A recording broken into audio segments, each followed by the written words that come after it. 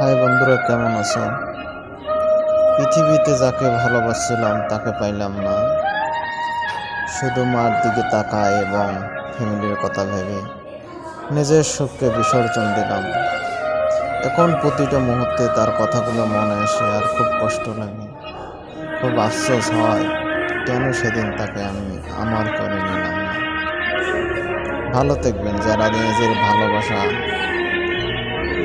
যাকে ভালোবাসেন তাকে পাওয়ার চেষ্টা করবেন, নাহলে সারা জীবন অনেক কষ্ট হবে। Thank you.